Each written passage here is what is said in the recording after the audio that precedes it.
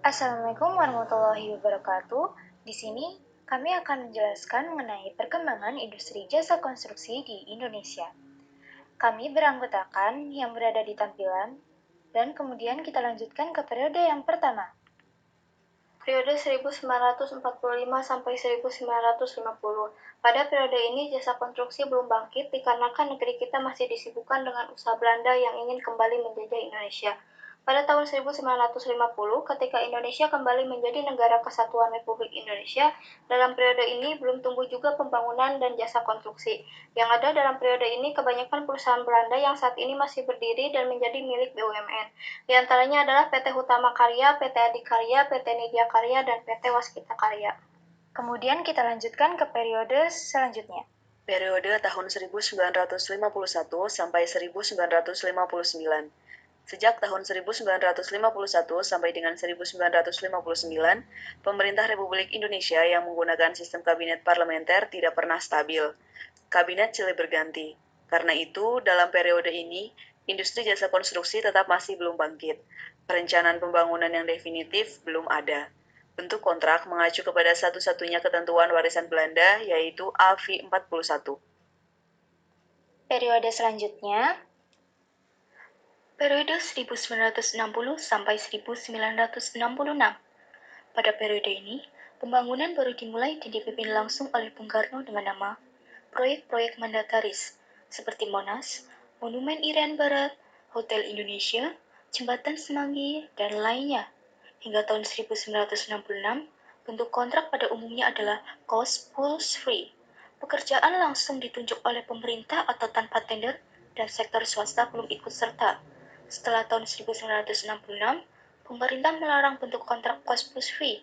Kontrak ini dilihat tidak begitu baik karena mudah terjadi manipulasi dan tidak efisien, sehingga biaya proyek menjadi tidak terukur. Periode selanjutnya, pada awal tahun 1969, pemerintah menetapkan suatu program pembangunan yang terencana. Program ini dikenal dengan nama Pembangunan Jangka Panjang Tahap 1, PJP1, tahun 1969 sampai 1994, yang terdiri dari 5 rencana pembangunan 5 tahun, Repelita, dan Pembangunan Jangka Panjang Tahap 2, PJP2, tahun 1994 sampai 2019, yang dimulai dengan Repelita 6 tahun 1994 sampai 1999. Kontrak konstruksi sebagian besar menggunakan standar atau versi pemerintah, kecuali sektor swasta, dan proyek yang menggunakan dana pinjaman luar negeri, (LOAN), yang biasanya mengacu pada standar kontrak seperti FIDIC, CCT, atau AIA. Kemudian periode selanjutnya, pada pertengahan tahun 1997 terjadi krisis moneter. Industri jasa konstruksi mengalami goncangan yang sangat hebat.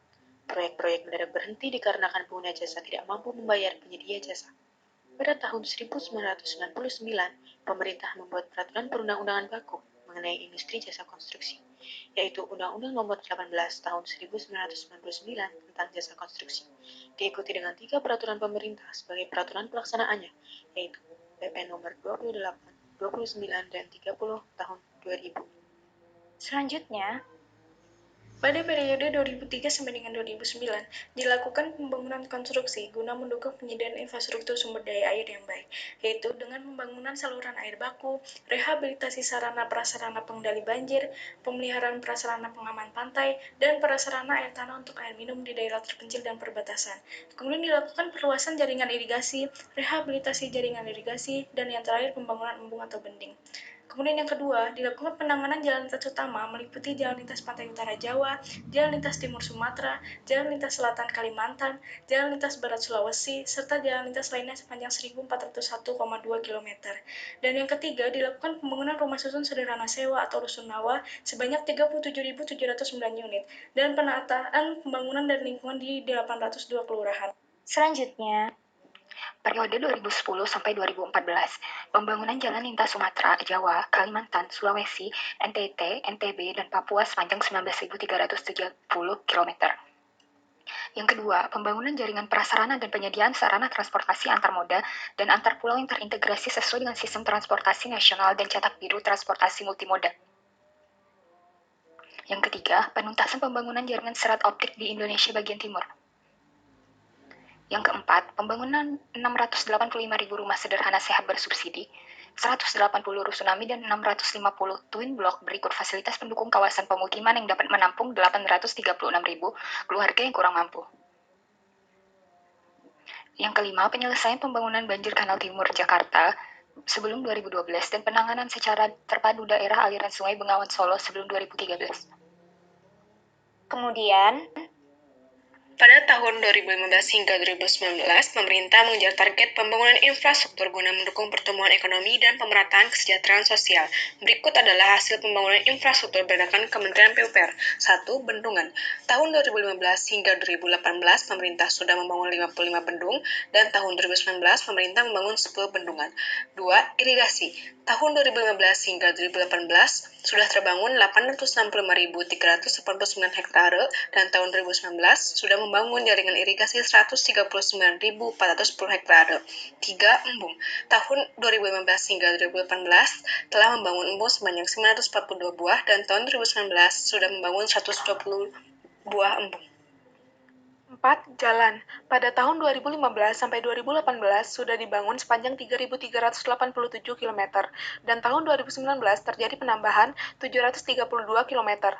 5. Jalan tol. Pada tahun 2015 sampai 2018 telah terbangun jalan sepanjang 782 km. Tidak hanya sampai tahun 2018, pada tahun 2019 pemerintah menargetkan pembangunan jalan tol tahun 2019 sepanjang 1.070 km. 6. Jembatan. Dalam kurun waktu tahun 2015 sampai 2018, jembatan yang sudah terbangun yaitu sepanjang 41.063 meter.